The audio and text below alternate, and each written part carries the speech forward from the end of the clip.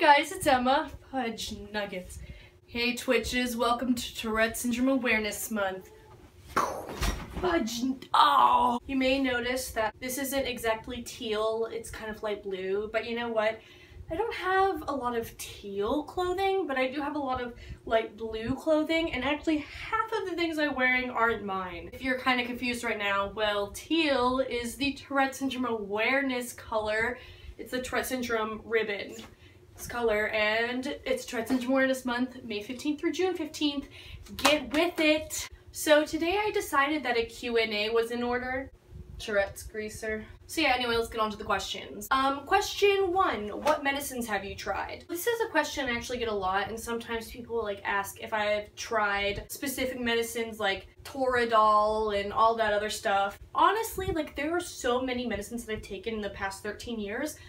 I couldn't list them all out for you. Right now I am on citalopram, and then for as needed I'm on Valium and Flexerol, and then I always have like on the side I can always get a prescription of Klonopin. Right now I've been focusing more on Valium and Flexerol, and Flexerol I use more for when my Tourette's is bad, and Valium's for more when my anxiety is bad, because you know Flexerol is a muscle relaxer and it kind of helps with the central nervous system a little bit more than Valium would, and Valium helps more with my anxiety. So that's how I work those out. I used to like take like 4 different medications at a time, like every night, and then you know after some time your psychiatrist is like, oh wait, we can condense these into this one other pill that does the same thing that these 3 do, and then this one does the same thing like that you would need for like these 2 different types of pills.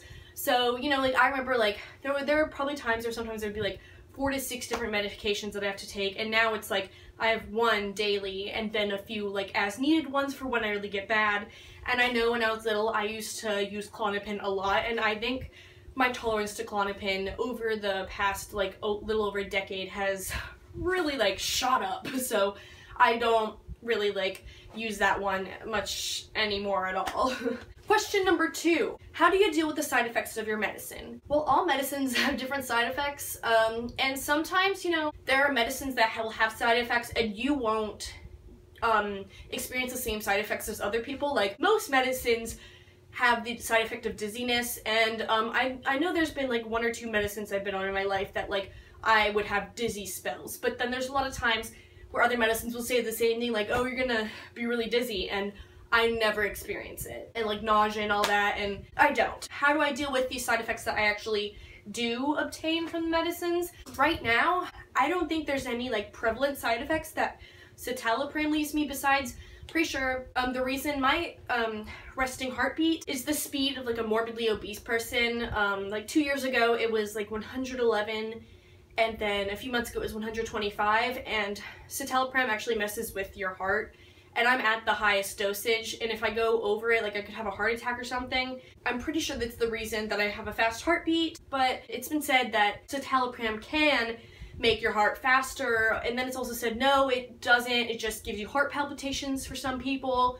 So who knows? By the way, citalopram is the generic for Celexa. Sometimes I do like feel really weird in my chest because my heartbeat has gone like up like a lot over the past like few years that I've been on it. I have a psychiatrist appointment in 2 days, so I'm kind of gonna be like, maybe we should start a new medicine, because I think my body is getting like used to it, and right now it's just like dependent on it, and it's kind of part of my daily routine. Like my body needs those chemicals, and it's just to the point where it's just kind of like it's not doing as much as it should. It does help a lot, but I need more help.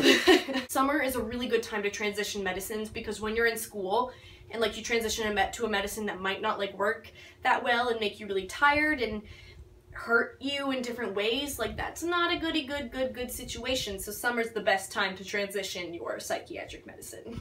Pro tip. Another question I've gotten is tips on how to get to sleep. You know, this has actually been kind of prevalent for me lately, because I think a few weeks ago I was using almost every night either Valium or Flexerol to try to get myself to sleep, because my Tourette's or anxiety or something would be keeping me up. And then there was even a point where it was just like I just couldn't fall asleep. But how I deal with it is I'll either take my medicine, or like, you know, listening to music is nice, which I used to do a lot more in the past, and I started doing it again because, you know, music is good to like kind of lull you. And a lot of the time what's also always really good is just don't stay on your phone like before you go to sleep, because that like really excites your brain and it won't let it fall asleep as much. iPhones and a lot of smartphones use blue light, which is the same light that the sun produces, and blue light will keep you awake, which actually that's why Apple has that nighttime button you can press that will now change it so it kind of looks like the color of your screen's a little different, because it's red light, which is actually a type of light that psychologically will not make you as awake, but it's still, it being a light will still kind of excite your brain while you're like, if you're in bed like on your phone trying to go to sleep. So I try to not be on my phone as much when I really want sleep before going to bed, you know? So that's kind of how I deal with going to sleep. Don't go on your phone as much, take a pill, listen to music, do something that relaxes you. A lot of time I'll like rub myself with BioFreeze before I go to sleep, and that like relaxes the hecky out of me. And last question, do you have dystonic tics? Yes, I do. There's such things as clonic, tonic, and dystonic tics that I've kind of looked into a little bit more lately. Clonic tics are like more of the tics that you think of when you're like thinking of Tourette syndrome, like a quick blink of the eye, a quick like jerk like this. It's kind of about the strength and like speed of the tic, I guess. And then a tonic tic is like a little bit longer, like how I, you know, tensing your arms and stuff like that. And then dystonic tics are more of like prolonged tics, which are kind of like if you like twist in a certain way or like maintain a pooled muscle structure. And I do have dystonic tics, so one of the tics that really likes to prolong itself with a lot of straining is this one with my neck. Like I like to kind of push this forward. I tense this while I push this forward. I have one that is really annoys me a lot, and I think I've had it in a video before, where like I arch my back and I kind of it just pulls and strains on it for a while, and I'll kind of like twist in certain ways to feel tension in those areas sometimes. Ugh. And even just like pretty sure I have arthritis in my hands. I strain and stretch and keep prolonged like this twisting, distorting of my hand. Yes, I do have dystonic tics. They're wonderful. Anyway, so thanks for watching so much, Twitches. Happy Tourette Syndrome Awareness Month. Keep up the good work, ladies and gentlemen. Let's try to get this video to 50 likes because I shoot for the stars. Yeah, anyway, like the video, it really helps me. And subscribe, please, if you want to see more of my beautiful, wonderful, amazing face. A lot, you know, more, please. Maybe leave some more Q&A questions under this video, because a lot of times when I do look for Q&A questions, I'll go back and look under other Q&As. So go ahead, ladies and gents and lads and lassies, get with it, Twitches. Okay. Alright, thanks, Twitches. Bye!